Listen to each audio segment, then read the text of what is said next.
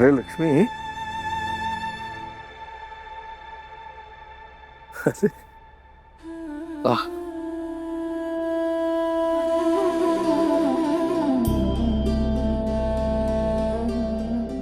राधिका की याद आ रही है? विदाई एक बेटी की है, लेकिन याद तीनों की आ रही है। ऐसा लग रहा है जैसे अचानक घर एकदम खाली हो गया। यही तो खासियत होती है बेटियों की, जिस घर जाती हैं वहां घर भर जाता है, और जहां से जाती हैं वहां सन्नाटा छा जाता है। जब मैं छोटी थी ना, अपनी गुड़िया की शादी करती थी, पर उनकी विदाई कभी नहीं करती थी। काश असल में भी ऐसा ही हो सकता था। ये मीनाक्षी की है ना? हा? और देखो, अब उसकी असल में दो दो गुड़िया है। ये वाली किसकी है? भूमिका की। याद है जब भूमि छोटी थी, हमें हमेशा कहती थी कि सब चले जाएंगे तो मैं ही अकेली रह जाऊंगी घर में। पूरा घर भी मेरा, माँ पापा भी मेरे, और राधिका दीदी का कमरा मेरा हो जाएगा। और देखो, राधिका की शादी हुई उसके पहले तो वो घर से चली गई। सबका अपना अपना संजोग है लक्ष्मी। अब भूमि को ही ले लो, मतलब उसके लिए रिश्ता ढूंढना तो दूर, सोचने की भी जरूरत नहीं पड़ी। बैठे बैठा एक बढ़िया सा लड़का मिल गया, ऐसे हथेलियों पे रखता है हमारी बच्ची को। माता रानी करे वो हमेशा ऐसे ही खुश रहे। सिर्फ उसे नहीं, हमारी सभी बच्चियों को। मनीष भी बहुत सीधा और सरल इंसान है।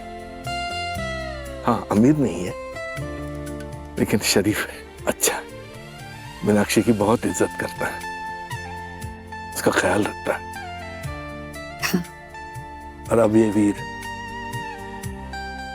तुम देखना, वीर राधिका को खुश रखने की भरपूर कोशिश करेगा। सिर्फ वीर को उसे खुश रखने की बात होती तो मैं चिंता नहीं करती, लेकिन उसका परिवार, पता नहीं वो उसे कब अपनाएगा। एक तो नए रिश्ते बनाने में, नए घर में जाने में मुश्किलें होती है, उसके ऊपर से अगर कोई किसी को तुम्हारे वहां आने की खुशी ही ना हो तो मुश्किलें और बढ़ जाती है। अपनी परवरिश और अपने संस्कारों पे भरोसा रखो। राधिका बहुत जल्दी वहां सभी का दिल जीत लेगी। वो लोग इतने सरल नहीं जितना आप समझते हो। नर्मदा जी की जुबान इतनी तीखी है कि दिल को छलनी कर देती है, और हमारी राधिका पलट के किसी को जवाब देने वालों में से नहीं है। तो वीर है ना, वो सब संभाल लेगा, हमें चिंता करने की जरूरत नहीं है। क्या हुआ?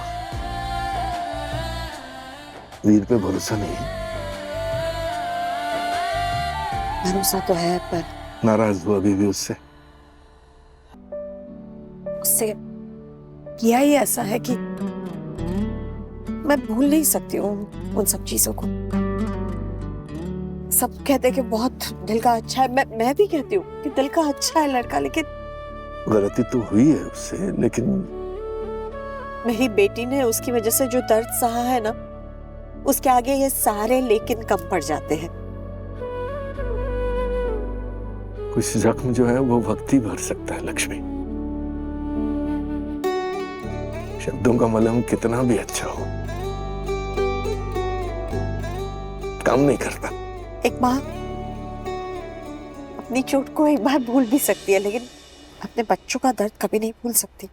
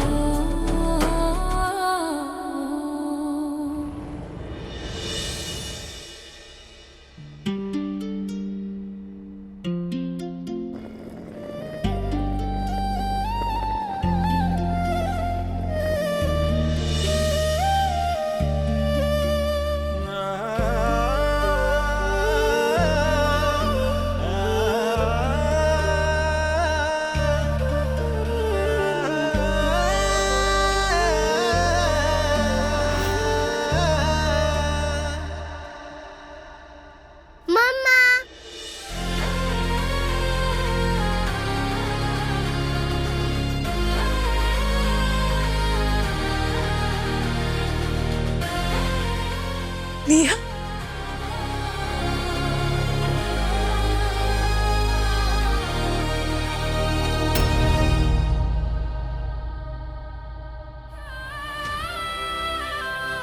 निया, निया,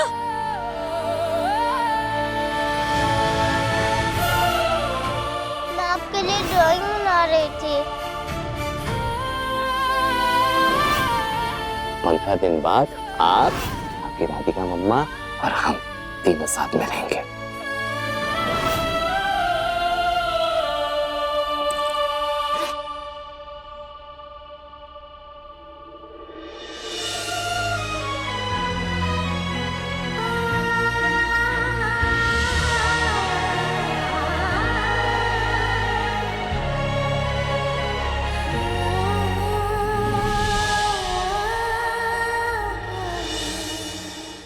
गुड गर्ल।